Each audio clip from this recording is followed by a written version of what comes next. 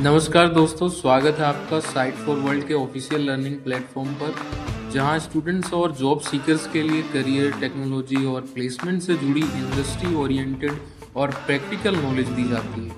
अगर आप अपनी स्किल्स को नेक्स्ट लेवल तक ले जाना चाहते हैं, तो आप बिल्कुल सही जगह पर आए हो। चलिए शुरू करते हैं आज का इम्पोर्टेंट सेशन। नमस्ते दोस्तों। एआई वीडियो के फ्यूचर को आखिर कैसे बदल रहा है, खासकर क्रिएटर्स के लिए। अगर आप एक क्रिएटर हैं या बनने की सोच रहे हैं, तो ये डिस्कशन आपके लिए ही है। चलिए क्रिएटिव दुनिया के इस सबसे बड़े बदलाव को आसानी से समझते हैं। तो एआई पर आने से पहले एक कदम पीछे जाते हैं और कंटेंट क्रिएटर्स के दुनिया को समझते हैं। आखिर उनका सफर, उनकी आजमाइश होती क्या है? देखिए, कंटेंट क्रिएशन का सबसे बुनियादी मकसद, उसका कोर एक ही है, ऐसी इन्फॉर्मेशन बनाना जिससे ऑडियंस को वैल्यू मिले। ये एक सिंपल सी लाइन पूरी इंडस्ट्री की नींव है, समझ रहे हैं ना? लेकिन इस सिंपल से मकसद तक पहुंचना बिल्कुल आसान नहीं है। जो ट्रेडिशनल तरीका है उसमें कई स्टेप्स हैं। पहले पर्पस डिफाइन करो, फिर कंटेंट बनाओ, उसको सोशल मीडिया पर प्रमोट करो, एसईओ मैनेज करो और फिर उसको एनालाइज भी करो। ये एक बहुत लंबा प्रोसेस है जिसमें बहुत सारा टाइम, पैसा और अलग-अलग स्किल्स की ज़रूरत पड़ती है। लेकिन अब इस पूरे प्रोसेस को स्ट्रीमलाइन करने के लिए मैदान में एक नया प्लेयर उतरा है, आर्टिफिशियल इंटेलिजेंस।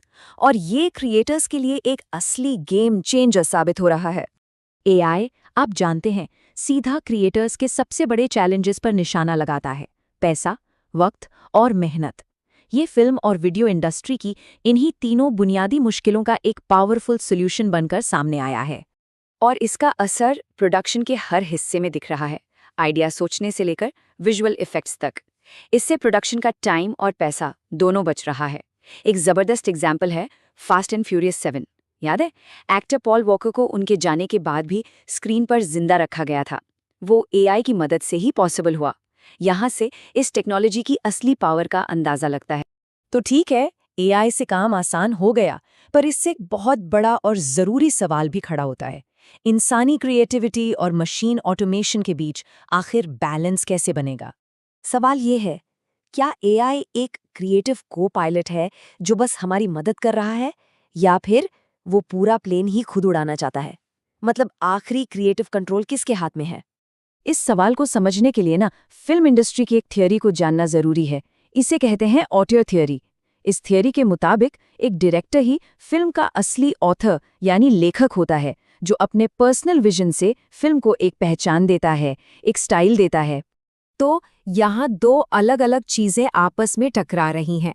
एक तरफ है इंसानी क्रिएटिविटी, जिसमें पर्सनल विजन है, इमोशंस हैं, एक यूनिक नजरिया है।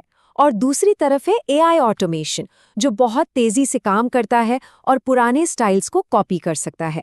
लेकिन इससे ये धुंधला हो जाता है कि असली कलाकार कौन है, मतलब ऑथरशिप ब्लर हो जाती है। और ये सिर्फ एक ख्याली बात नहीं है।